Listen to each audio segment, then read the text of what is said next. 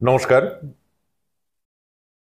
আজ আমার খুবই ভালো লাগছে এবং আমি আমার খুব ইচ্ছে ছিল যে আমাদের আসামের বরাক উপত্যকায় 1961-তে যে 19শে মেতে যে ভাষা আন্দোলনটা হয়েছিল, সেই আন্দোলনে অনেকেই জড়িত ছিলেন।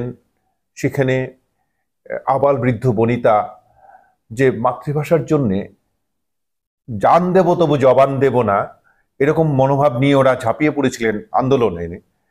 সেই আন্দোলনে শহীদ হয়েছিলেন 11 জন ভাষা সেনানী। তার মধ্যে একজন ছিলেন এই কমলা ভট্টাচার্য, যিনি বিশ্বের প্রথম ভাষা সেনানী শহীদ, মহিলা ভাষা সেনানী শহীদ হয়েছিলেন। সে সময় জেল খেটেছেন, গ্রেপ্তার হয়েছেন আন্দোলনে যাওয়ার জন্য, এরকম অনেকেই ছিলেন। আমরা 1961-র পর থেকে আজ পর্যন্ত অনেককেই জেনেছি, শুনেছি, ওদের কাছে গল্প শুনেছি, তাদের ভাষা আন্দোলনে যোগদানের কথা শুনেছি, তাদেরকে সম্মাননা দেওয়া হয়েছে, সংবর্ধনা দেওয়া হয়েছে, তাদেরকে সেই তাদের ত্যাগ যেটা ছিল সেই ত্যাগকে সম্মান জানানো হয়েছে। কিন্তু এর মধ্যেও অনেকেই থেকে গেছেন যাদের খোঁজ আমরা পাইনি, যারা আড়ালে থেকে গেছেন, যাদেরকে খুঁজে পাওয়া যায়নি। আমি ব্যক্তিগতভাবে এই ব্যাপারটা নিয়ে একটু ঘাটাঘাটি করেছিলাম যখন কোভিড-19 চলছিল। সেই সময় ঘরে বসে আছি, অফিস করছি, আমি আমার সংবাদপত্রের কাগজ প্রেসে যাচ্ছি আসছি। সেই সময় আমি খুঁজে খুঁজে বেশ কজন ভাষা সেনানীর খোঁজ পাই, সন্ধান বের করি। তারা এখন বয়সের ভারে নুব্জ, শারীরিক অসুস্থতা নিয়ে চলাফেরা করছেন। তাদের মধ্যে একজন ছিলেন সুমিত্রা পুরকায়স্থ। মানে আমি পুরকায়স্থ শব্দটা কেন বললাম, তিনি বর্তমানে সুমিত্রা ঘোষ, কিন্তু তখন তিনি সদ্য মাধ্যমিক পাশ করেছেন, ইন্টারমিডিয়েট পড়ছেন, বেবি পুরকায়স্থ নামে বেশি পরিচিত ছিলেন।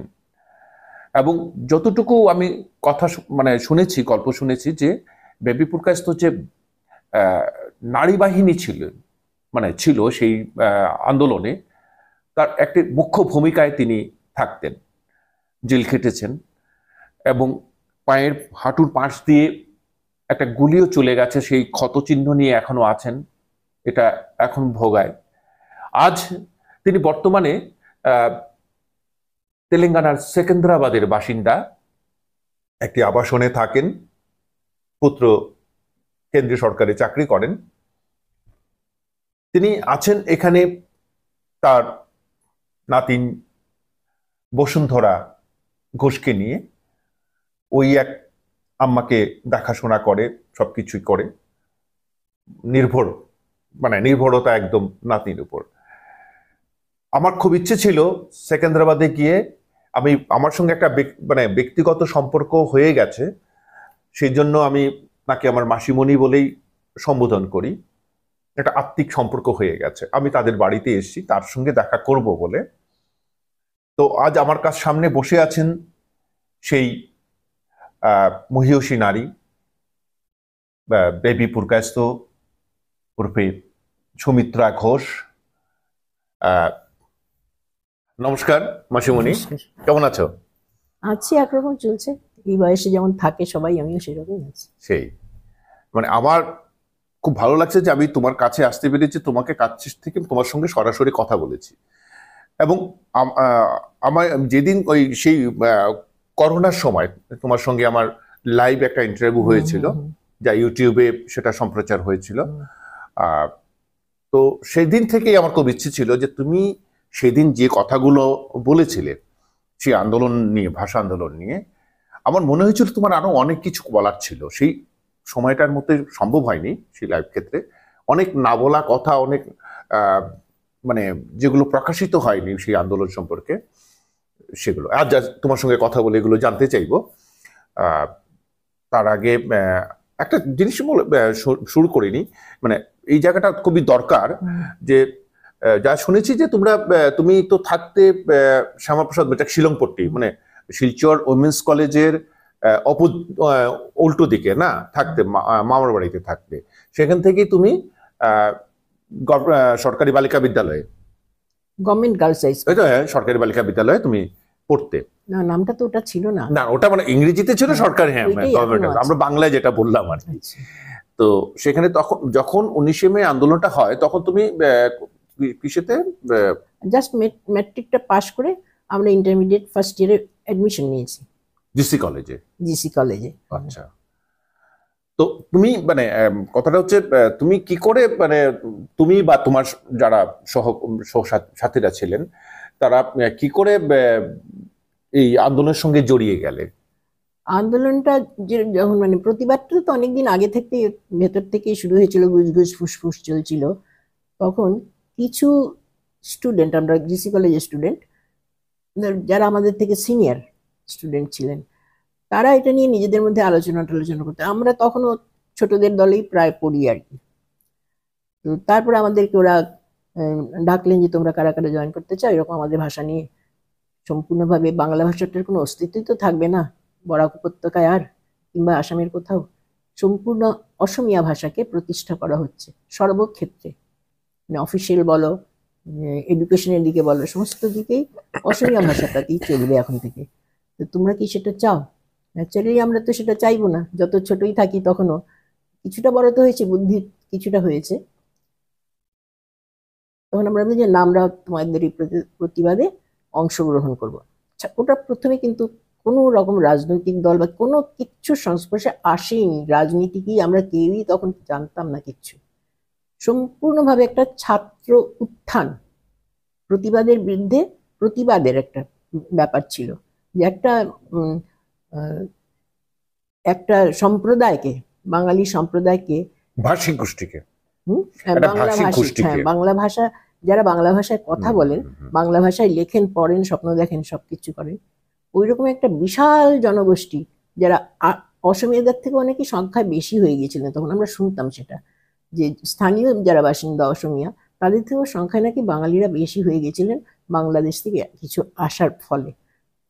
এই সম্প্রদায়টার মুখ থেকে তাদের মাতৃভাষা কেড়ে নেবেন, এটাতে আমরা, কিশোরী মন আমাদের ছিল, কিশোর কিশোরীদের মন, আমরা তো উত্তাল হয়ে উঠেছিলাম, সবাই যোগ দিলাম একে একে। জান দেব তবু জবান দেব না, জান দেব তবু জবান দেব না।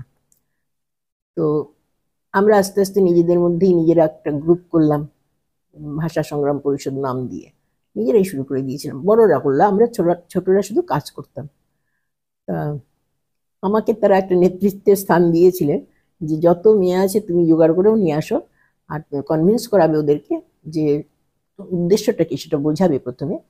তারা যদি সাগ্রহে আসে নিজের ইচ্ছায় তাহলে আসবে, আর যদি ইচ্ছা না থাকে জোর জবরদস্তি করে কারুকেই এনো না। কিন্তু দেখলাম যে যাকেই আমরা যাচ্ছি বা ব্যাপারটা বোঝাচ্ছি, সকলে কিন্তু এক কথায় রাজি হচ্ছে। বাড়িতে জিজ্ঞেস করে এসছে, পরে এসে জানাবো, বাড়িতে আজকে জিজ্ঞেস করে আসি, কালকে এসে জানাবো, কালকে এসে ঠিক জানালেন না, বাড়িতে কোনো আপত্তি নেই, সবাই এটাকে সমর্থন করছেন। তো সেই আমাদের এটা শুরু হলো। প্রথম দিকে আমরা তো কিচ্ছু, আমাদের অর্থ বা এইসব কিছু ছিল না। প্রচার করার জন্য চাঁদা তুলতাম, টিনের কৌটো নিয়ে নিয়ে দোকানে দোকানে, বাড়িতে বাড়িতে, ঘরে ঘরে গিয়ে চাঁদা তুলেছি। এগুলো 19শে মের আগের কথা। সেই চাঁদা দিয়ে আমরা কোনো রকমে কিছু লিফলেট, কিছু পোস্টার, এগুলো তৈরি করেছিলাম নিজেরা। আন্দোলন তখন আরো দানা বাঁধছে, আস্তে আস্তে বাড়ছে, এগুলো আস্তে আস্তে কথা বলছি, সেই সময় সলতে পাকানোর ব্যাপার, সলতে পারে না, আস্তে আস্তে কি করে বাড়ছে আর কি।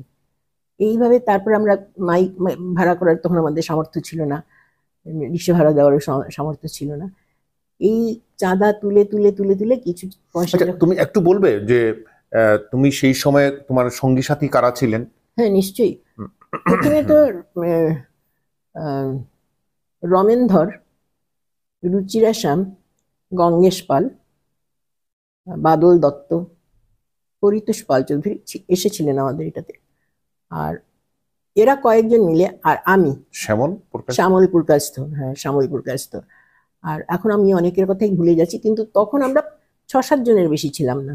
আর মেয়েদের মধ্যে রুচিরাদি আমার সিনিয়র ছিলেন। রুচিরাদির আমি প্রথমেই ছিলাম। আচ্ছা। তারপরে আমি নিয়ে আসি ডেকে দীপ্তি ভরদ্বাজ আর গৌরী ভরদ্বাজ, দুই বোনকে আমি ডেকে নিয়ে এসেছিলাম। এই করে করে কিছু হলো। আমরা এরা প্রথম দিকে তো কাজটা ছিল শুধু আমরা চাঁদা তুলবো আর ছেলেরাও আরো সংগ্রহ করবে, সমর্থক সংগ্রহ করবে, ঘরে ঘরেও যাবে, বোঝাবে। এই করতে করতে দেখতে দেখতে দেখতে দেখতে জিসি কলেজ, তখন কাছাড় কলেজ নামে একটা নতুন কলেজ হয়েছিল, আচ্ছা। সদ্য জাতর মতন, নিজেদের বিল্ডিং হয়নি, ওরা নার্সিং স্কুলে ক্লাস করতেন। ওইখান থেকেও কিছু কিছু ছাত্ররা আসলো। বেশি দিন লাগেনি আমাদের এই আন্দোলনটা। আমরা রিক্সা ভাড়া করলাম, রিক্সা ভাড়া করে একটাই রিক্সা, একটাই মাইক, সঙ্গে একজন থাকতো। প্রচারের দায়িত্বটা আমার উপরে ছিল। তো আমি গ্রামে গঞ্জে সব জায়গায় চলে যেতাম, মাছিমপুর থেকে ওইদিকে লক্ষ্মীপুর, এইদিকে সোনাই, ওইদিকে তো শিলকুড়ি, বাগান টাগান, এসব সব জায়গায়, জালেঙ্গা, বড় জালেঙ্গা, সব জায়গায় গেছি। তাতে এত সুন্দরভাবে অগ্রসর হচ্ছিল যে ধীরে ধীরে আমাদের এটা মানে সংখ্যা মানে ক্রমে ক্রমে দিনে দিনে বাড়তে লাগলো। আর আন্দোলনটাও গতি পেতে লাগলো। আন্দোলনটা পিছিয়ে পড়ার দিকে নয়, এগিয়ে যাওয়ার দিকে চলছিল। মানে সেই সময় প্রশাসন বা পুলিশের বাধা থেকে দেয়নি, না কোনো দমন পীড়ন দমনের কোনো কিছু ছিল না। সব মানে গণতান্ত্রিক অধিকার, আমার আন্দোলনের অধিকার আছে, সেই আমি আন্দোলন করছি। আমরা প্রত্যেকদিন সকালে একটা মিছিল বার হতো ছেলে মানুষের, সেই মিছিলের মধ্যে সব স্কুলের ছাত্রীরা পর্যন্ত যোগ দিত, ঘরের গৃহিণীরা যোগ দিতেন, বৃদ্ধারা যোগ দিতেন। সেই মিছিল চলতো সমস্ত অঞ্চল জুড়ে, শিলচরের আশেপাশের যত টাউনের। তারপরে বাইরের থেকে আসা আরম্ভ হলো। যখন এই টিছিল নিয়ে তখন খবরের কাগজে লেখালেখি শুরু হয়ে গেল, তখন গিয়ে বাইরের থেকেও আসা শুরু হয়ে গেল। এমনকি অখ্যাত কুখ্যাত পল্লীর মহিলারাও এসেছেন, মুসলিমরা যোগ দিয়েছেন, তারাও তো বাঙালি, অবশ্যই তারা বাঙালি। মণিপুরীরা যোগ দিয়েছেন, যারা এই বরাক উপত্যকার বাসী, তারা বাংলায় কথা বলেন, জানেন তাদের। নন্দকিশোর সিংহ ছিলেন, তিনি তো নেতৃস্থানীয় ছিলেন, কিন্তু তিনি আমাদের কোনো ব্যাপারে হস্তক্ষেপ করেন তখনও ছাত্রছাত্রীরা, মণিপুরি ছাত্রছাত্রীরা, মণিপুরি মারা, দিদিরা, মাসিরা, তারাও বিভিন্ন ভাষিক গোষ্ঠী, বিভিন্ন ভাষা, কারণ এটা তো মাতৃভাষা রক্ষার অধিকারের মানে আদায়ের। ওদের তো বিষ্ণুপুরী ভাষা, মণিপুরি বিষ্ণু, কিন্তু ওরা বাংলাটাকে মাতৃভাষা করে নিয়েছিলেন। কয়েক পুরুষ ধরে যারা আছে সিঙ্গারি বস্তিতে, তারা বাঙালি হয়ে গেছে, তারা মণিপুরীদের পোশাকটাও পরে না। তোমার এখনো সব মনে আছে? তুমি কত বছর শিলচর ছাড়া? অনেক বছর, আমি 64-এ শিলচর ছাড়ি, তারপরে তো আর শিলচর যাওয়া হয়নি। না, যাওয়া হয়েছে আমার তো, আমার ওই টাইম প্রচন্ড আদর। আমার বাবার তরফেরও অনেকেই শিলচরে আছেন, বাবার তরফের অনেকেই। তার মধ্যে মানে আসলে এই সাম্প্রতিক অতীতে যাওয়া হয় না। বলছিলে শ্যামসুন্দর আখড়াতে 18 তারিখ রাত্রেও একটা মিটিং হয়েছিল আমাদের, শ্যামসুন্দর আখড়াতে মিটিংটা হলো। সাধারণত ওইসব জায়গাতেই হতো আর কি, যারা আমাদের ঠাঁই দিত। তো ওখানে মিটিং হয়ে যে ভোরবেলা 4টের সময় স্টেশনে পৌঁছে যেতে হবে সবাইকে। তো আমরা বাড়িতে আসলাম, এসে অত রাত্রি খুব বকুনি খেয়েছিলাম সেদিন বাড়িতে। যাই হোক, কিন্তু আমি তো যাবো, বাড়ি থেকে আপত্তি নেই কিছু যাওয়ার ব্যাপারে, মানে খাওয়া দাওয়া নিয়ে সারাদিন খাওয়া দাওয়া করছি না, ওই রকম ঘুরে বেড়াচ্ছি, শরীর খারাপ হবে, এই জন্য বাড়ির লোকরা চিন্তিত ছিলেন। 4টের মধ্যে রাস্তায় চলাচল শুরু হয়ে গেছে, সব লোক যাচ্ছে, যেতে স্টেশনের দিকে যাচ্ছে, ধাওয়া করেছে। তো আমরাও গেলাম, আমি গিয়ে পৌঁছতে হয়তো 4টের পরেই গিয়ে পৌঁছেছিলাম। গিয়ে দেখলাম যে পুলিশে, গোর্খা পুলিশ এবং এমনি পুলিশ ঘিরে রেখেছে একদম স্টেশনটাকে। তো যাই হোক, কিন্তু খুব একটা বাধা দিচ্ছে না ওরা, তখনও লাঠি টাঠি কিচ্ছু চালায়নি, বেরো করেনি, ওরা স্রেফ দাঁড়িয়ে আছে, আর লোক ঢুকছে যাচ্ছে লোক, ওরা কিছু প্রতিবাদ তখন জানামানা এগুলো করছে, কিন্তু ঠেলা দিয়ে ধাক্কা দিয়ে সবাই ঢুকে যাচ্ছে ভেতরে। কিছু কিছু উল্টো দিক থেকে আসছে, তারাপুরের রাস্তার কিছু, আর বেশিরভাগটা শহরের দিক থেকে যাচ্ছে।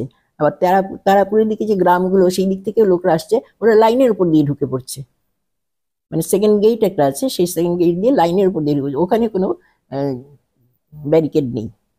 যাই হোক, আমরা তো মেইন স্টেশনের ভেতর দিয়ে ঢুকলাম, একটু ঠেলাঠেলি ধাক্কাধাক্কি সামান্য হলো, ঢুকে গেছি আমরা। তখন লাইনে সবাই বসে পড়েছে। সকালে একটা ট্রেন ছাড়তো 6টার সময় নাগাদ। এখন তো এত বছর পরে এক্সাক্ট টাইম কিচ্ছু মনে পড়ছে না, তবে ভোরবেলা একটা ট্রেন ছাড়তো, সেই ট্রেনটা আটকে আছে আর কি, প্যাসেঞ্জাররাও এসে দাঁড়িয়ে আছে, ট্রেন ছাড়ছে না, লাইনের মধ্যে সবাই বসে পড়েছে, আর দেশাত্মবোধক গান চলছে। আমরা যখন মিছিল করতাম তখনও আমরা দেশাত্মবোধক গান গেয়ে গেয়েই করতাম। সব মেয়ে পুরুষ, ভোর এত থেকে ভিড় হয়েছে, অনেকে চিনি না, যারা রেগুলার আসতো মিছিলে টিছিলে তাদের তো মুখ চিনি। সেই দিন আমার আর গঙ্গেশ পালের উপর দায়িত্ব ছিল। আমি, গঙ্গেশ পাল, ঝর্ণা ঘোষ, জ্যোৎস্না দেব, এই কজনের উপর মেইন দায়িত্ব ছিল এই স্টেশনটাকে সামলানোর। আচ্ছা, একটা কথা বলি মাঝখানে, তুমি বলবে আবার। ওই চিত্রা দত্ত, শ্যামলপুর কায়স্থ, নীলিমা পাল, ওরা কি কখন মানে প্রথম থেকে ছিলেন? না, নীলিমা, শ্যামলপুর কায়স্থর কথাটা আগে বলি। শ্যামলপুর কায়স্থর উপরে স্টেশনের দায়িত্ব ছিল না, শ্যামলপুর কায়স্থর উপরে দায়িত্ব ছিল, একই সঙ্গে তো পিকেটিং চলছে না, পিকেটার্সদের খাবার খাবার নিয়ে দেওয়া, সাইকেল একটা দিয়ে, সাইকেলে করে, আর জল আর শরবত। তো শ্যামলপুর কায়স্থ স্টেশনেও এসে পৌঁছতে পারেননি ততক্ষণ আমাদের মানে উনি জল আর শরবত নিয়ে, রুয়াফজা নাকি একটা শরবত ছিল, ওটা দিত। বিজনেসম্যানরা দিতেন ওটা, আমাদের পয়সা থেকে হতো না, ওরাই সাহায্য করতেন। তো কলা টলা এইসব শরবত জল এইসব নিয়ে তিনি আসছিলেন সাইকেলে করে, তার মধ্যে গুলি চলা শুরু হয়ে গেছিল, তিনি স্টেশনে এসে পৌঁছতে পারেননি। তখন পুলিশের গন্ডগোল, হল্লা গোল্লা। চিত্রা দত্ত মিছিলে প্রত্যেক দিন এসেছে, পিকেটিংয়েও গেছে, কিন্তু 19শে মে স্টেশনেও আসতে পারেনি। ও পরে বলেছিল আমাকে যে ও বেরিয়েছিল, কিন্তু মাঝ রাস্তা থেকে ওর দাদা এসে ওকে নিয়ে গেছেন, ফিরিয়ে নিয়ে গেছেন বাড়িতে, ওই জন্য আসতে পারেনি। আর অন্যরা, শ্যামলপুর কাছের কথাটাও বললেন, আর বাকি তো মোটামুটি সকলে। ঠিক আছে। আচ্ছা, এখন আমরা ওই জায়গাটায় আবার ফিরে যাই।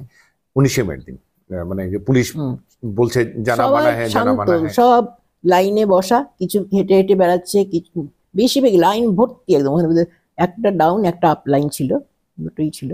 সেই চারটে রেলের ওপরে ওরা বসে আছে স্টেশনে, আর গোর্খারা ওখানে দাঁড়িয়েছে চুপচাপ, ওরা রাইফেলগুলোকে নিচে দাঁড় করিয়ে নিজেরা গল্প করছে, ঠিক স্টেশনে ঢোকার মুখটাতে, মানে ট্রেন যেখান থেকে প্ল্যাটফর্মের সামনে ঢোকে, প্ল্যাটফর্মের নিচেটাতে ওরা দাঁড়িয়েছিল। বাইরের দিকে অনেক পুলিশ টুলিশ ছিল, স্টেশনের বাইরের পুকুরটার পাশ দিয়ে সতীদেবের বাড়ির রাস্তা, ওই দিক দিয়ে ঘিরে একেবারে স্টেশনটাকে পুলিশ ছিল, কিন্তু কোনো ঝঞ্ঝাট কিছু হয়নি। আর এই জনতা যারা ছিল, যেন দেখলাম যে যারা বসে আছে আর কি, তাদের অনেকেই নতুন মুখ। আমি তো ঘুরে ঘুরে লাইনটাকে অনবরত যাচ্ছি আসছি, চেক করছি আর কি, ফার্স্ট গেট পর্যন্ত যাতায়াত করছি, নতুন মুখ।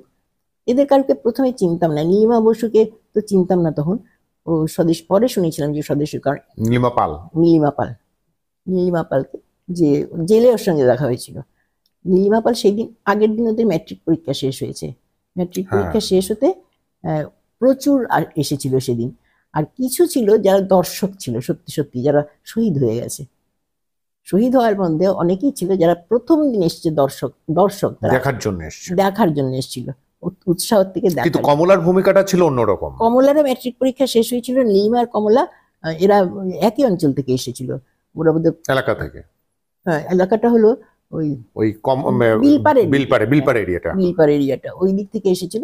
আগের দিন ম্যাট্রিক, ওরা উৎসাহ ছিল, আসতে চাইছিল, কিন্তু পরীক্ষার জন্য পরীক্ষাটা শেষ হতে সঙ্গে সেই দিন সকালবেলায় এরা এসে হাজির হয়েছিল, আর মারাও গেল কমলাই।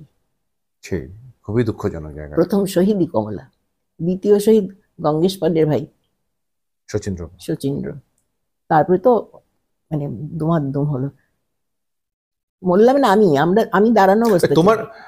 তোমার হাঁটুর গলিটা কোন দিকে? মানে আমি তো এরকম ভাবে হাঁটছিলাম, তো গুলিটা স্টার্ট হলো। আমাদের কিন্তু আমরা এনসিসিতে ছিলাম, সঙ্গে সঙ্গে বাদল দত্ত চিৎকার করে কোথা থেকে বললেন, সব শুয়ে পড়ো মাটিতে, গুলি, কেউ মাথা তুলবে না। শুতে যাবার আগের মুহূর্তেই এই আমার ডান পায়ের হাঁটুর পাশ দিয়ে একটা কি যেন, আমি ভাবলাম যে পড়ে গেছে, চলে গেছে কিছু একটা, কি আঘাত পেলাম, আঘাতটা একটা সাংঘাতিক একটা আঘাত পেলাম। তো তখন তো আমি শুয়ে পড়েছি, মানে স্টোন চিপসের ওপরে, লাইনের ওপরে এরকম উপর হয়ে মাথাটা নিচু করে শুয়ে পড়েছি। তখন তো প্রাণ বাঁচানোর চিন্তা হচ্ছে, তখন আর কিচ্ছু নেই মাথার মধ্যে। আর ওই অবস্থাতে হামা দিয়ে যেরকম যা শোয়া অবস্থায় এনসিসিতে যা শিখেছিলাম, ওই করে করে পেছন থেকে চিৎকার আসছে খালি যে আস্তে আস্তে যারা লাইনের উপর আছো বাংলা ভাষাতেই বলছে, হুম, হুম, হুম। আমাদেরই কেউ হবে বড় ভাইরা, সবাই রেলটা লাইনটা ছেড়ে নিচের দিকে নামার চেষ্টা করো, ওই টিনের ঘরটার দিকে যাও, ঘরটার দিকে যাও। কেউ একজন দিয়ে যাচ্ছে, কিন্তু সে কোথায় দাঁড়িয়েছিল আমরা কিচ্ছু জানি না। ওই আমরাও রেলের লাইনটা থেকে পার হয়ে সেই স্টোন চিপস থেকে নিচে ঘাসের ওপরে থেকে ওই ওই অবস্থাতেই মাছের মানে মতো তখন তোমার মাথায় হাঁটুতে ব্যথা করছে কি করছে না সেটা ব্যথাও নেই, করছে একটুখানি, খোঁচাখিচি। আমি ভেবেছি লাইনের মানে মধ্যে কত তখন তুমি কিছু, সেটা বুঝতে পারো বুঝতে পারিনি কি, আমি ভেবেছি যে লাইনের মধ্যে তো পড়েছি, এখন লাইনের মধ্যে তো কত কিছু থাকে, লোহার এটা দিয়ে ওটা দিয়ে, সেইগুলো কিছু একটা মধ্যে খোঁচা লেগেছে, খোঁচা লাগার মতন ব্যাপারটা। যখন গিয়ে আমি পৌঁছলাম ওই টিনের এটার তলায়, দেখি আমি খালি মাথাটা তখনও তুলছি না, ভয়ের চোটে এদিক ওদিক দেখছি, তখন দেখি বেবি মাথা তুল, বেবি মাথা তুল বলতেই তাকিয়ে দেখি গঙ্গেশ দা ওইভাবেই এসেছে আমার পেছনে। আচ্ছা আমি প্রথমে খেয়াল করিনি, আমি একটা সাদা রঙের, আমাদের এনসিসির পিটি করতাম, হ্যাঁ হ্যাঁ ওই হ্যাঁ সাদা সালোয়ার একটা কামিজ পরতাম আচ্ছা আমরা, আচ্ছা সাদা সালোয়ার কামিজ একটা ওড়না। হঠাৎ দেখছি এখান দিয়ে রক্ত বেরিয়ে যাচ্ছে, তখন জানি যে এর ভীষণ তো ইয়ে হয়েছে। তার মধ্যে এসে একজনে কানতে কানতে একটা ছেলে এসে খবর দিল সচিনের গুলি লেগেছে। সচিনের গুলি লেগেছে বলতেই তো গণেশদা পাগলের মতন উঠে চলে গেল। আমি আস্তে আস্তে উঠলাম, উঠে কি করবো, এটা সালোয়ারটা তুলে দেখলাম যেখানে একটা কেটে গেছে আর কি। আমি অতটা এটাকে অত এটা আমল বোঝনি সেটা, কেটে গেছে হয়তো কিছু, কত বড় একটা পড়েছি ধারাম করে। চলে গেছি সতীদেবের বাড়িতে, সবাইকে নিয়ে যাওয়া হচ্ছে আহতদের। গুলিও চলছে, কিন্তু গুলি বেশিক্ষণ চলেনি, তারই মধ্যে তুলে তুলে আমাদের সেবকরা যারা ভাষা আন্দোলনের সিপাহী, তারা কিন্তু তুলে তুলে সঙ্গে সঙ্গে ওই গুলি চলার মধ্যেই তুলে তুলে নিয়ে চলে যাচ্ছে সতীদেবের বাড়ির সামনেটাতে, একটা মাঠের মতন ছিল সেইখানে। আর গুলি চলছে সঙ্গে, তারাপুরে তো অনেক ডাক্তার ছিলেন, যারা তার সঙ্গে সঙ্গে ওইখানে ওই স্থানে এসে হাজির হয়ে গেছে। তো চারিদিকে ছড়িয়ে পড়ছে, গুলি চলছে গুলি চলছে, ছোট্ট একটা শহর, গুলির আওয়াজ, এতগুলো গুলির আওয়াজ তো সকলেই শুনবে। শহর ভেঙে একদম মানুষ তো আসা শুরু হয়েছে।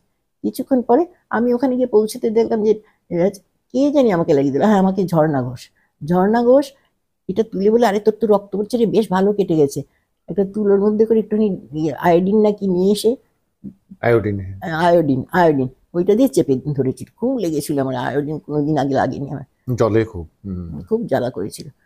যাই হোক, তখন আমরা ছিলাম ওইখানেই ছিলাম, ওই অবস্থাতে একটা গজ দিয়ে বেঁধেও দিয়েছিল ঝর্ণা ঘোষ থাকতো ইটখলা যাওয়ার রাস্তায়, ইটখলা দিয়ে যখন, ইটখলা না সরি, ঝালুপাড়াটা এন্ড যেখানে হচ্ছে, ওখানে একটা ইংরেজদের গ্রেভিয়ার্ড ছিল, গ্রেভিটা এখনো আছে, ওই গ্রেভিয়ার্ডটা পার হয়ে ঠিক নিচে ওইখানে থাকতো ঝর্ণা ঘোষরা, ওদের বাড়ি। আচ্ছা আচ্ছা আচ্ছা আচ্ছা ওই একটা ব্যান্ডেজ করে দিয়েছিল, সেই ব্যান্ডেজটা নিয়ে কিন্তু সন্ধ্যার বিকাল পর্যন্ত আমরা ওখানেই, কারণ আমাদের সমস্ত তো শহীদরা শুয়ে আছে ওখানে। ইতিমধ্যে জ্যোৎস্না চন্দ আর ইয়ে প্রকাশিত, মহিতোষ প্রকাশিত, তারা দুজন এলেন একটা গাড়িতে করে, আর অ্যাম্বুলেন্স তখন দৌড়াদৌড়ি করছে, পেশেন্টদের, আহতদের মৃতদেহ সব পুলিশে নিয়ে যাচ্ছে জেনারেল হসপিটালে। তারপরে ইতিমধ্যে তো আমার বাড়ির লোকরা এসে হাজির, মামার বাড়ি সেটা হ্যাঁ, আমার দুই দিদি, নমিতা দেব, লিলিদি আর ডলি দেব ওই যে জগৎ কুটিরের, হ্যাঁ, ডলিদি জেনারেল লাইব্রেরি, সেই ডলি দেব, তারা যেভাবে ছিলেন বাড়ি থেকে, চুল খোলা, সাধারণ করে কাপড় পরা, দৌড়তে দৌড়তে কানতে কানতে দুই দিদি, ওরাই দুজনেই আমাকে ছোটবেলা থেকে মানুষ করেছেন, ওরা এসে হাজির। আর কোনো কিছু দেখা দেখি না, রিক্সাও নিত তখন, স্টেশনের চত্বরে একটা রিক্সা নেই, সব ভেগে গেছে, পালিয়ে গেছে গুলি চলার ভয়ে। হেঁটে হেঁটে আমরা এসছি দলটা আমাদের, ওদের সবাইকেও নিলেন যে চলো, এই ঝর্ণা ঘোষ, দেব, দীপ্তিভরদা ছিল, গৌরী চৌধুরী ছিল সেদিন আমাদের সঙ্গে, গৌরী চৌধুরী, আমি আর আমার দুই দিদি পল্টনের রাস্তা ধরে ততক্ষণে আমার পায়ে ব্যথা শুরু হয়েছে। এসে বাড়িতে ঢুকে তো প্রথমে আবার বাড়িতে একবার এটাকে একটু পরিষ্কার টরিষ্কার করা হলো, আর একটু ডেটল ফেটল লাগিয়ে, কিন্তু আমার দিদিমণি বললেন যে বিভটের কাছে চলে যাই নিয়ে ওকে। তো ডাক্তার বিভট আমাদের শিলংপট্টিতে থাকতেন, উনি খুব নাম করা ডাক্তার ছিলেন শিলচরে, তখন 1 নম্বর ডাক্তার উনি, বি ভট্টাচার্য, শিলংপট্টিতে বাড়ি ছিল, ওনার কাছে নিয়ে যাওয়া হলো। বিদ্যুৎ ভট্টাচার্য না, বিদ্যুৎ না, তো নামটা জানি না। আচ্ছা আচ্ছা আচ্ছা বি ভট্ট, ওই যে সমর ভট্টাচার্যর বাবা, ও আচ্ছা আচ্ছা আচ্ছা শিলংপট্টিতে, ওই বি ভট্টাচার্যের বাড়িতে নিয়ে যাওয়া হলো। উনি দেখলেন যে আমরা তো এখানে শুনছি তুই গেছিস গিয়া, তুই মারা, তোর গুলি লেগেছে। আর কার গুলি লেগেছে আসলে আমি নামটা আমি এখনো কিচ্ছু জানি না। আমরা খালি ওইখানে কে কে যে গেছে কি হয়েছে খালি সচিনকে চিনতাম, সচিনের নামটাই জানি, আর কারুর কথা জানি না। তাহলে না তোরটা তো কিছু সিরিয়াস তখন কিছু তো না। মানে কিভাবে নিজেকে, জীবনে তো দেখিনি এরকম জিনিস। আচ্ছা তোমার ওই ওই জায়গাটা বলো না, তোমার জেল পর্বটা তোমরা যখন কিভাবে জেলে গেলে, পরের দিন থেকে রেড হুম, মানে ওই যে ধরপাকড় শুরু হলো হ্যাঁ। না ওদিন রাতে থেকেই? ওই দিন রাত্রি থেকে না, পরের দিন সকাল থেকেই ওই ঘটনাটা ঘটে যাওয়ার পর। হুম, আচ্ছা, তো জেলে এইটা আমি ফিনিশ করিনি।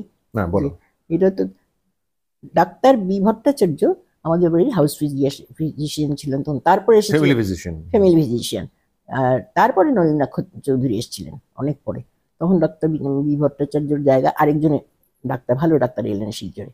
তো বি ভট্টাচার্যই প্রত্যেকদিন কম্পাউন্ডার পাঠিয়ে পাঠিয়ে আমার এটাকে ঠিক করে দিলেন, ড্রেসিং করে দিতেন। ড্রেসিং করে দিয়ে যেত।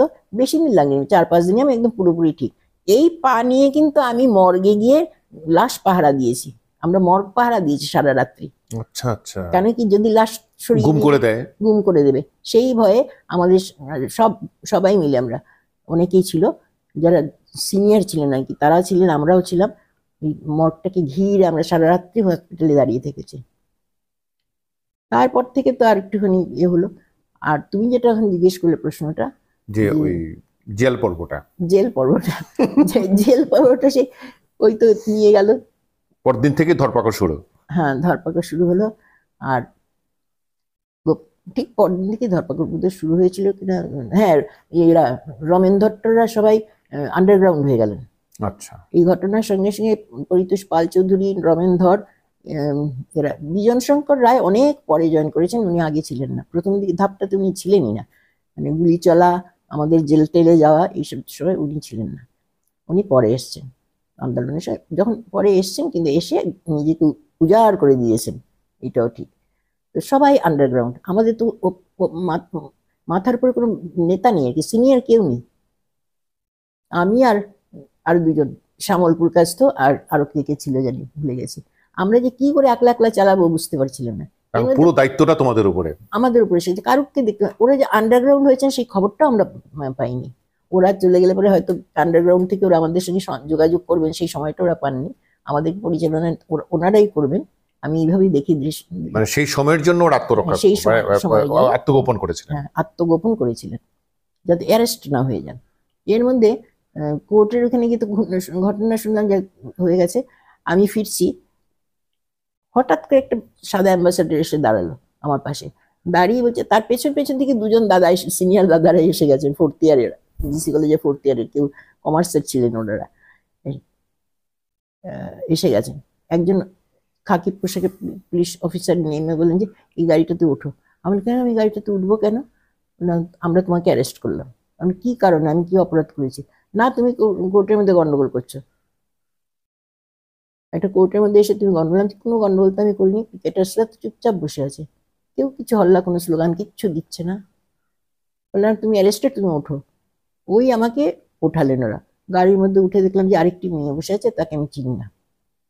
পিছনের সিটে আরেকটি মেয়ে বসে আছে, তাকে আমি ঠিক চিনি না। তো সেই গাড়ির মধ্যে পরিচয় হলো, ওর নাম নীলিমা পাল। পাল। নীলিমা পাল স্বদেশী স্কুলে পড়ে, ম্যাট্রিক পরীক্ষা শেষ হয়ে গেছে, তাই এখন মানে খুবই উৎসাহী, কিন্তু তখন করতে পারেনি জয়েন, এখন এসে সেইখানে ওই নীলিমা পাল আর আমাকে তো জেলে নিয়ে এসে ঢোকালো। তারপর তো কত যে আসতে লাগলো, লালাছড়ার থেকে, বরখলার থেকে, মানে ওটা একটা পুরোপুরি একটা গণ আন্দোলনই হয়ে গণ গেছে, আন্দোলন, হয়ে গেছে, যেটা আজকালকার সেইভাবে। তবে অন্যদের সবাইকে ছেড়ে দিয়েছিল, কারুকে তো সেই ক্ষণেই ছেড়ে দিয়েছে, ঢুকিয়েছে জেলে, তার ঘন্টা কয়েক পরই ছেড়ে দিয়েছে, ওরা ওদের আবার ডেকে নিয়ে চলে গেছে ছেড়ে দিতে। আমাকে আর গোপাদিকে আটকে রেখেছিল লাস্ট পর্যন্ত, গোপা দত্তকে।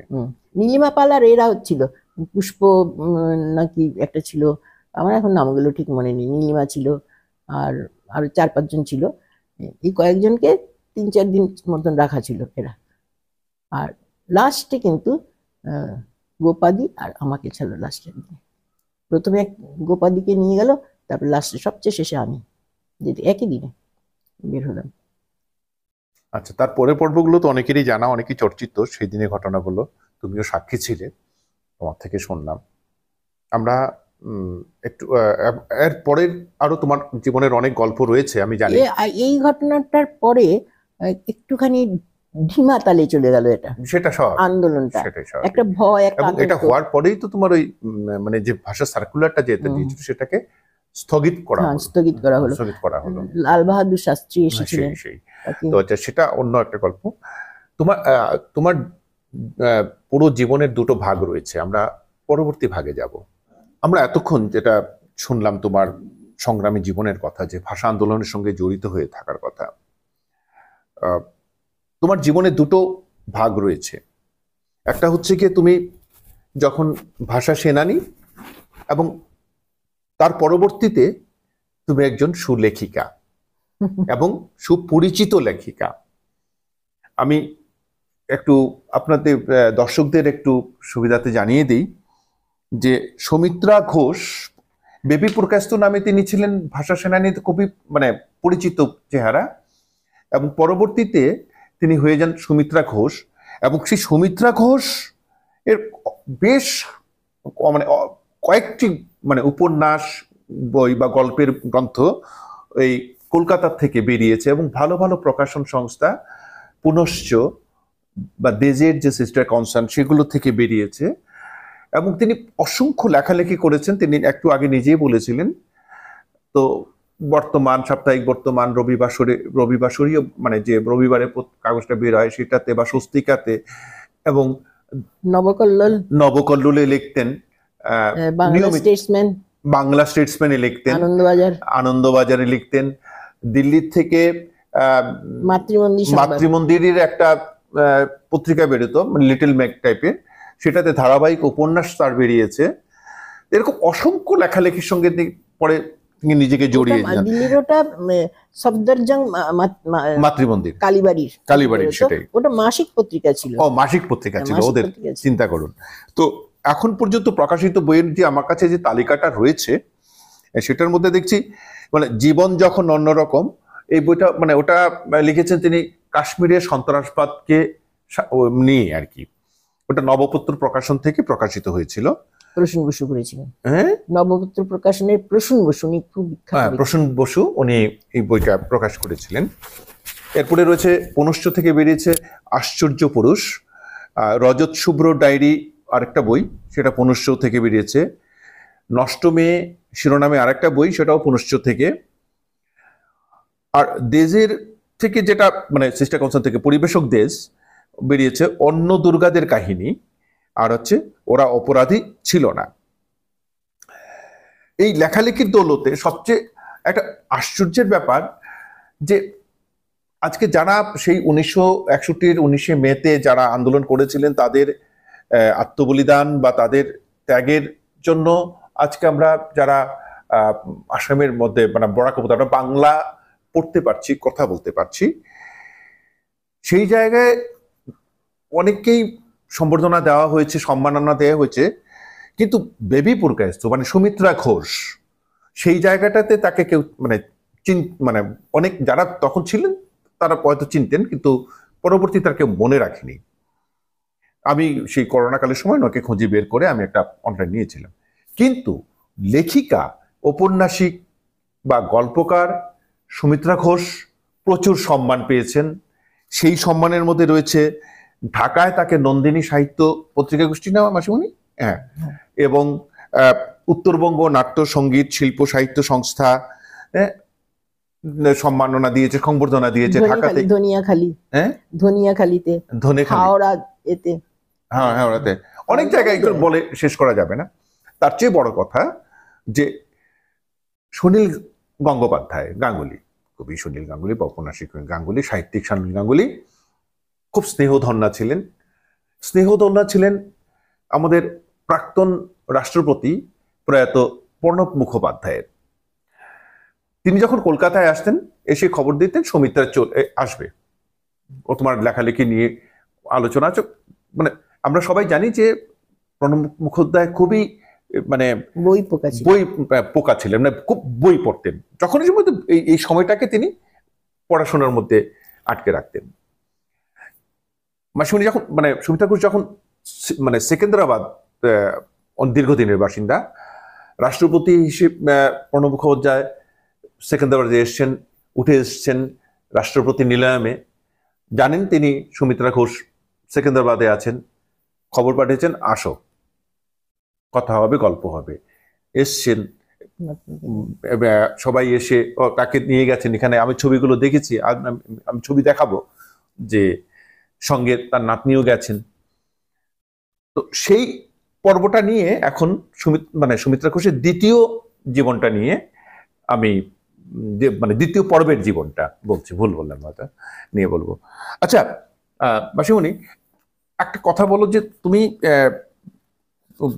সেখানে ইন্টারমিডিয়েট পাস করার পর যে স্নাতক হওয়ার পরে মানে বিএ পাস করার পরে তুমি কলকাতায় এসে কলকাতায় বিশ্ববিদ্যালয়ে ভর্তি হলে স্নাতকোত্তরে ইতিহাস নিয়ে। সেই থেকে আরেকটা জীবন তোমার শুরু হলো। কিন্তু তুমি লেখালেখির জগতে কি করে আসলে সেটা? আমি তখনও লেখালেখি কিছু করি না, করতাম স্কুল ম্যাগাজিন আর ওইসবই ছিল আর কি। যেরকম লেখালেখির একটা ছোট ছোট কবিতা লেখার একটা ঝোঁক ছিল, এমনি খাতায় পত্রে এখানে এখানে লিখলাম হয়তো। ওই পেন্টিংটা আমার মা খুব ভালো গুড পেন্টার ছিলেন, তিনি শান্তিনিকেতন থেকে মোটামুটি পেন্টিংটা শিখেছিলেন। তো ওইটা হয়তো আমি খানিকটা পেয়েছিলাম। পেন্টিং এটা আমার ছেলেও পেয়েছে, আমার নাতনিও পেয়েছে এই পেন্টিংটা, মানে জেনেটিক হয়ে গেছে আমার ওইসব কথা। কিন্তু এইগুলো যে কোনো প্রয়োজনে কোনো দিন লাগবে, আমার পরিচিতি দিতে গিয়ে যেগুলো লাগবে, সেই নলেজটা আমার মাথায় ছিল না। আর সেই রকম চেষ্টাও আমি করিনি এগুলোকে রক্ষা করে। একটা কাগজে বসে আছি, একটু হাতের সামনে স্কেচ পেন আছে, তা দিয়ে হয়তো কিছু একটা এঁকে ফেললাম, এরকম ছিল আর কি। তো লেখাটার ব্যাপারেও তাই, লেখার ব্যাপারেও তাই, লিখতাম অনেক, কিন্তু সেইগুলো এমনি পড়ে থাকতো। উপন্যাস লিখে টিকে একটা ট্রাঙ্কের ভেতরে লিখে দিতাম, পাণ্ডুলিপিটা ফেলতাম না, রেখে দিতাম। এগুলো যে দিতে হয় প্রচার করার জন্য, নিজের লেখা টেখাগুলো কোনো খবরের কাগজ হোক বা কোনো পত্র পত্রিকাতে পাঠাতে হয়, ম্যাগাজিনেতে, সেই সব ছিল না। সংসারের মধ্যে এত বেশি ঘুলে মিলে সংসার করেই পাগল হয়ে থাকতাম, অনেকটা আশাপূর্ণা দেবীর মতন। না, আমার মতন না, আশাপূর্ণা দেবী তো পড়তেন রাত্রিবেলা অন্ধকারে প্রদীপ জ্বালিয়ে উনি লিখতেন, চুপি চুপি লুকিয়ে লুকিয়ে, ওনার প্রচারও হতো। আমি ওইটা করিনি। এছাড়া বাকিটা আমার কষ্ট করেই লিখেছি আমি শ্বশুর বাড়িতে বিয়ের পরেও। মানে এগুলো কি লুকিয়ে লুকিয়ে লিখতে নাকি? লুকিয়ে লুকিয়ে মানে সংসারের কাজকর্ম ফাঁকে ফাঁকে? হ্যাঁ, মানে তোমার মনে এটা মানে আসতো যে এইটা আমার এই গল্পটা আসছে, আমি এটা আমি লিখে রাখতাম। ছিলে তো ইতিহাসের ছাত্রীরা হয়েও আমি, এটার কোনো মানে নেই ইতিহাসের, আমি বলছি আর কি, বরঞ্চ ইতিহাস অনেক কাহিনী জানে, যে কাহিনীর সূত্র ইতিহাস থেকে পাওয়া যায়। আচ্ছা আচ্ছা। তো একটা ট্রাঙ্কের মধ্যে পুরনো একটা ট্রাঙ্ক ছিল, সেটার মধ্যে ঢুকিয়ে রেখে দিতাম। একদিন ওই আমার এই লেখা নিয়ে একটা গল্প আছে আবার, যেখানে ছোট গল্প সংকলন গুলো আছে, তার মধ্যে সেটা ছাপানো এখানে রয়েছে তোমার আছে না, ওইগুলোর মধ্যে আছে। না আমি বলছি অন্য দুর্গাদের কাহিনী, জীবন যখন অন্যরকম, ওইগুলো না, না রজত শুভ্র ডায়েরি, নষ্ট মেয়ে, এই যে ছবিগুলো, এই যে বইগুলো, এইগুলো, তারপরে ওরা অপরাধী ছিল না, তারপরে এই একটা নাম বড় জব্বর দিয়েছো মাইরে, এই আশ্চর্য পুরুষ, হ্যাঁ, এই বইগুলো সুমিত্রা ঘোষের। কি বলছিলে তুমি, ট্রাঙ্কের মধ্যে রেখে দিতে, কি করে প্রকাশ করতে হয়, কি করে ছাপতে হয় তুমি জানতে না? আর এই বিষয়টা নাকি পরে আমি একটা গল্প লিখেছিলাম, চিলেকোঠার সিঁড়ি, গল্পটার নাম চিলেকোঠার সিঁড়ি। হ্যাঁ, চিলেকোঠার সিঁড়ি একটা গল্প লিখেছিলাম। হ্যাঁ, তো আমার পুত্র একদিন ঘাটাঘাটি করার খুব স্বভাব ওর আর কি। ও সবসময় যখন আসবে, নিজের বাড়িতে আসলে ওইখানে একটুখানি আবর্জনা, ওইখানে একটু সব ফেলবে আর পরিষ্কার করবে। ও একজন আর্মি অফিসার। ওই ট্রাঙ্কটা আমার খাটের তলা থেকে বার করেছে, বের করে দেখছে যে খোলাই ট্রাঙ্কটা, ওটাতে তালা টালা কিছু নেই। দেখি অনেক কাগজ, এরকম বান্ডিল ফুলস্কেপ কাগজের ক্লিপ করা সুন্দর রাখা আছে। তখন ও আমাকে বললো যে, মা তুমি লেখো, কখন লেখো তুমি? খুব আশ্চর্য হয়ে বললো, আমি লিখি যখন পারি তখন মাঝরাত্রিও লিখি। তখন ওর বাবা বলছে যে, মাঝরাত্রি তোর মা না, আমি আলো জ্বালালে রাগ করি বলে টেবিল ল্যাম্পটা নিয়ে ইয়েতে ঢুকে যায়, খাটের তলায় গিয়ে ওইখানে লেখে। তাই? আর তুমি এগুলো এখানে ফেলে রেখেছো, কোথাও তুমি দাও না কেন, পাঠাও না কেন? আমি কি করে পাঠাই, কি করে, আমি তো কিছু জানি না। বল কি আশ্চর্য, তুমি খবরের কাগজ রাখছো বাড়িতে, তুমি অ্যাড্রেসে পাঠাবে। বলে আমাদের বাড়িতে তো ইংরেজি কাগজ রাখা হয়, টেলিগ্রাফ, বাংলা কাগজ তো নেই। আর ওইসব ম্যাগাজিন ট্যাগাজিন আসতো, আমি আমি নিজেই আমাকে দিতে পড়তাম আমি, দেশ পত্রিকা আসতেন। তো এইগুলো বাড়িতে, হ্যাঁ ওটা বলেছিল মোহর যে দেশ পত্রিকাটা আসে, সেইখানে তো তুমি পাঠানো, দেশ পত্রিকা আমার লেখা ছাপবে নাকি, কত বড় বড় লেখক দিয়ে লেখা ছাপবে। বলে তো বড় বড় লেখকরা তো একদিন তোমার মতনই ছিল। ও ও আমাকে ইন্সপায়ার করে লেখা পাঠানোর জন্য। বলে তুমি যদি না পাঠো তাহলে আমি ট্রাঙ্কটা পরিষ্কার করে ফেলি, সব আজকে পুড়িয়ে টুড়িয়ে দিই, কাগজপত্র এত জমি জমি জঞ্জাল হয়ে আছে। তখন আমি ভাবলাম যে আচ্ছা পাঠাই। তা আমি তো জানতাম না, আমি প্রথম লেখাই পাঠিয়েছিলাম বোধহয় বর্তমান পত্রিকাতে। আচ্ছা, যে সাপ্তাহিক বর্তমান, সাপ্তাহিক বর্তমান না, বর্তমান পত্রিকাতেই, দৈনিকটাতে। দৈনিকটাতে। আমি তো জানতাম না যে অত বড় একটা পত্রিকা আমার মতো একজন নতুন চেনেও না জানেও না, তারা ফেলে দেবে, এরকম একটা ইচ্ছা ছিল আর কি, মনের ভাবনাটা ছিল। আমি পাঠাচ্ছি, শুধু শুধু পাঠাচ্ছি, ওরা তো ফেলেই দিল। আমার লেখা কি ছাপাবে, কত বড় বড় সব লেখকের ছাপাছাড়া নামজাদাদের। কিন্তু আশ্চর্যভাবে গল্পটা গৃহীত হয়। কয়েকদিন পরে, মাস দুয়েক পরে আমার কাছে একটা ফোন আসে যে আপনার গল্পটি মনোনীত হয়েছে, আমরা এত এতে সংখ্যায় ওটাকে, অমুক মাসের এত সংখ্যা ওটা আমরা ছাপবো। কি আনন্দ, কি আনন্দ! আমার গল্প ছেপে বেরোচ্ছে, তাও সাপ্তাহিক বর্তমান পত্রিকাতে। ভয় নির্ভয় গল্পের মধ্যে ছিল, ভয় নির্ভয়। তারপরে তো অজস্র লেখা চারিদিকে একটু একটু করে পাঠাই, কিছু অমনোনীত হয়, ফেরত আসে, কেউ ফেরতও দেন না, জানানো না যে অমনোনীত হয়েছে। আবার কিছু কিছু, সুনীল গঙ্গোপাধ্যায় খুব তোমার দেখলাম এখানে, উনি আমার লেখা খুব পছন্দ করেছিলেন এবং আমার সঙ্গে নিজের থেকে যোগাযোগ করেছিলেন ফোনে। ওনাকে আমি দেখিনি, উনি মৃত্যুর আগের দিন পর্যন্ত আমি যাদবপুরে ছিলাম, অথচ আমি ওনাকে দেখতে যাইনি, খবরটাই পাইনি যে উনি একদম শেষ সজ্জায়। আর পরের দিন আমি চলে গেছিলাম আমার ছেলের কাছে, মানে ফ্লাইটের টিকিট কাটা ছিল। আমি ওইখানে গিয়ে জানতে পারলাম, জোরহাটে গিয়ে জানতে পারলাম যে সুনীলবাবু মারা গেছেন। অসম্ভব কান্নাকাটি করেছিলাম। উনি আমাকে দু তিনটে চিঠিও দিয়েছিলেন, ছোট ছোট দু তিন লাইনের লেখা চিঠি, আশীর্বাদ করে গেছেন। উনি যাবার আগের যে লাস্ট চিঠিটা আমি পেয়েছিলাম, সেটাতে উনি আমাকে দুহাত তুলে আশীর্বাদ, সুমিত্রা তুমি অনেক বড় হবে, অনেক লিখবে, তুমি এত বিনম্র। তুমি আমাকে বলেছিলে অপর্ণা সেন কোন একটা গল্প পড়ে তোমার খুব, একটা নবকল্লোলে গল্প বেরিয়েছিল আমার, প্রতীক্ষার শেষে বলে। সেই প্রতীক্ষার শেষেটা পরে নবকল্লোলে বেরিয়েছিল। অপর্ণা সেন তখন সানন্দার সম্পাদক ছিলেন। তো প্রতীক্ষার শেষে গল্পটা আসলে অপর্ণা সেন সম্পাদক ছিলেন, সানন্দার। আমি পাঠিয়েছিলাম, ওনার অসম্ভব পছন্দ হয়েছিল গল্পটা। তো গল্পটা কিন্তু স্থানাভাব, মানে বড় ছিল, গল্প বড় ছিল, সেটা আমি ছাপাতে পারি, বড় গল্প ছিল, বড় গল্প ছিল, ছাপাতে পারিনি। অত্যন্ত দুঃখিত হয়ে উনি গল্পটা ফেরত পাঠিয়েছিলেন আমাকে। তারপরে আমি ওটাকে নবকল্লোলে দিই, নবকল্লোল ওটা ছাপায়, এবং ছাপিয়ে বেরোনোর পরে একদিন দুপুরবেলা আমি ঘুমিয়ে আছি, এমন সময় আমাকে আমার স্বামী এসে আমাকে ডাকাডাকি করেছেন, ওঠো ওঠো, ফোন এসছে। ফোন তো কি হয়েছে? না, এইভাবে বলছে আর কি। তা আমি তো একদম বিশ্বাস করি না, অপর্ণা সেন আমাকে কেন ফোন করবেন, অসম্ভব ব্যাপার, আমার সাথে কোনো পরিচয় নেই, কোনো কিছু নেই, উনি আমাকে ফোন করতে যাবেন কেন? আমি কি বলি, তুমি তো ফোনটা ধরবে। তখন আমি ধরলাম ফোনটা। তখন এই ফোনটা ধরার পরে আমি হ্যালো, আমি হ্যালো বলতে বলে, আমি অপর্ণা সেন বলছি। ও আপনি, সত্যি আপনি ফোন করছেন? আমি তো বিশ্বাসই করতে পারিনি। বললো না না, আমিই করছি। আসলে আমি অত্যন্ত দুঃখিত যে আমি আপনার প্রতীক্ষার শেষে গল্পটা প্রকাশ করতে পারিনি, কারণ এটা আমাদের সানন্দার পক্ষে অসম্ভব বেশি বড় হয়ে গেছিল। কিন্তু এই গল্পটা আজকে বেরিয়েছে নবকল্লোলে, দেখে আমি অত্যন্ত খুশি হলাম। আর আমার এত পছন্দ হয়েছিল আপনার এই গল্পটা, আপনি আমাদের কাছে একটু মানে শব্দ কম শব্দের গল্প পাঠাবেন, আমি ছাপবো আপনার লেখা। কিন্তু কম শব্দের গল্প কি, আমি সেই জিনিসটা জানতাম না, শব্দ কি করে বলে, আমি শব্দ স্বতঃস্ফূর্তভাবে যখন লেখা আসে তখন কি করে করা যায়, আমি বলতে পারিনি। তারপরে আমি আর সানন্দা তার কোনোদিন লেখা পাঠাইনি অবশ্য, তার ইতিমধ্যে তিনিও চলে গেছেন সানন্দা ছেড়ে।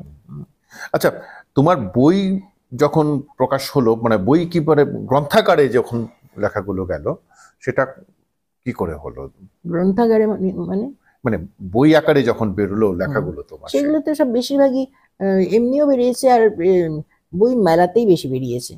আর সেই প্রচার প্রকাশ্যই যোগাযোগ করে তোমার থেকে বই প্রকাশকরাই নিয়েছে। এই বইগুলো নিতে হ্যাঁ, প্রকাশকরা করেছেন, অনেকে নিজে করেছেন, থেকে যেমন যোগাযোগ করে। ইয়ে, কারণ ততদিনে তো তোমার একটা পুনশ্চ- পরিচিতি হয়ে গেছে হ্যাঁ, এখন। পুনশ্চ করেছেন। প্রথম যেটা উপন্যাস আমার জীবন যখন অন্যরকম, যেটা হুম।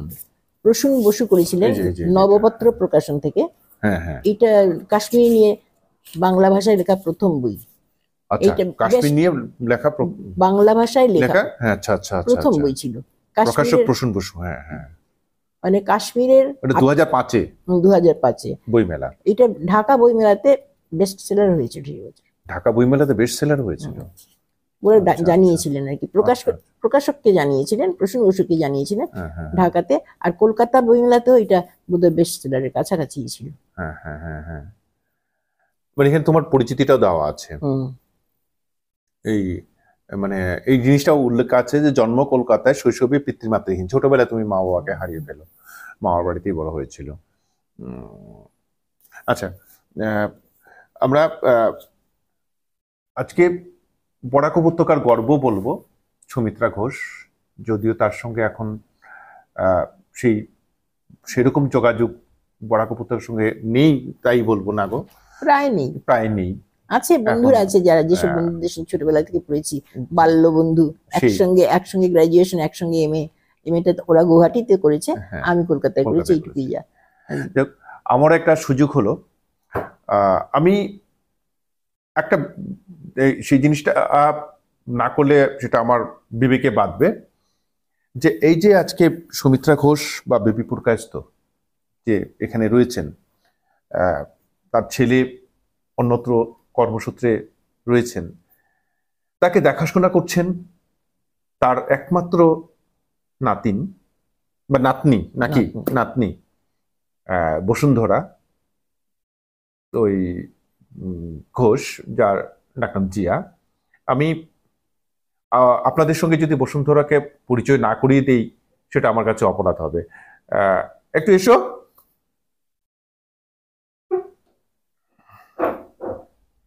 এখানে এসো। এই হচ্ছে এই হচ্ছে জিয়া। একটু একটু একটু একটু একটু ঝুঁকে যাও তাহলে। এইখানে হাঁটু করে বসে, না না, এটা ঠিক আছে, ঝুঁকে নন, এই এরকম ভাবে এখানে, হ্যাঁ থাক। এই হচ্ছে জিয়া, যে আম্মাকে একদম আগলে রাখছে। আম্মা বলতে আম্মা জিয়া ছাড়া মানে অন্ধের যষ্টি জিয়া, এই লাঠি ছাড়া চলতে পারেন না একদম। তো আম্মা কি কি করেন এখন, মানে কি মানে সামলাও কি করে? খুলে দে সিন্দুকটা, সিন্দুকের দরজাটা খুলে দে। সারাদিন আমাকে পাগল করে দিচ্ছে আম্মা। এমন কিছুই নয়, হ্যাঁ কখনো কখনো, না মোটামুটি এরকমই। বাট এখন আমার শরীর তো একটু খারাপই চলছে, কেন কি অনেক জিনিস একসাথে হয়ে গেছে, মানে চোখের প্রবলেম, নার্ভের প্রবলেম, ডায়াবেটিসের প্রবলেম, তো ওইগুলো নিয়ে অনেক মানে হসপিটাল যাওয়া হয়, কিন্তু ইচ্ছে করে না যাওয়ার, পারে না এখন, নিয়ে যেতে হয়, কিন্তু যায়, আমার সাথে যায়, আমি তো নিয়েই যাব, সেই তো শক্তি করে যায়। আর বাড়িরও অনেক কাজ করে নেয় আমার সাথে, অনেক হেল্প করে, মানে এমন না যে আমি একা আম্মার ধ্যান রাখছি, আম্মাও আমার ধ্যান রাখছে, তো ওইরকমই চলছে। আচ্ছা, আম্মাকে তো ছোটবেলা থেকেই তুমি ইয়ে করছো, আম্মার সঙ্গে আম্মা বেড়াতে গেলেও তুমি আম্মার সঙ্গী, এটা শুনেছি গল্প। না দেশে না, খালি বিদেশেও তো। বিদেশও, শুধু দেশে নয় বিদেশেও, মানে আম্মাই, মা বাবা দরকার নেই, আম্মা হলেই হয়। আচ্ছা, আমার কাছে আম্মার যে জীবনটা, মানে শুনলে, মানে সেই গল্পগুলো শুনেছো, কেমন লাগে আম্মার জীবনটা?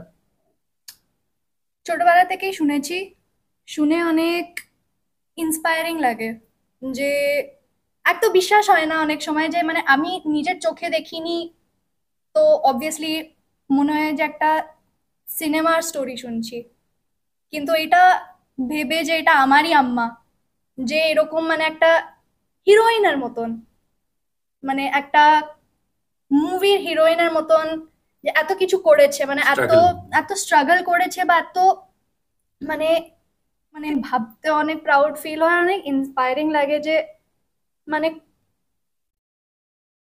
এটা আমার ফ্যামিলি, এই এই এই ব্যাপারটা, এই বংশ থেকে মানে আমি আমি আসছি। একটা কথা বলি, তোমার আম্মা দুটো আইডেন্টিটি হয়ে গেছে।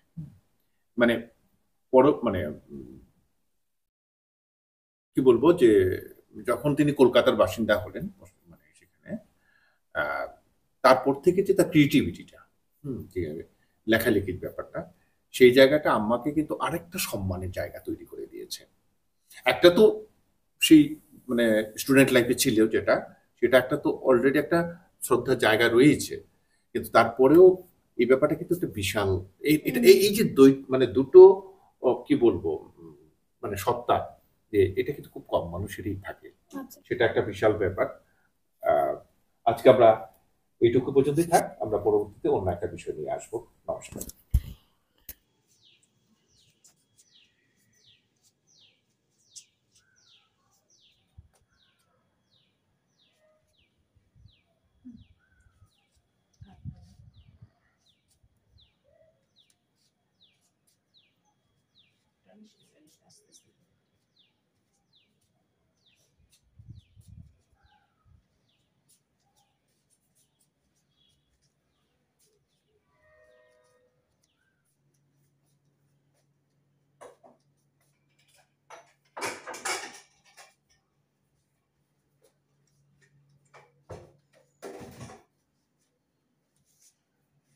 এটাকে না,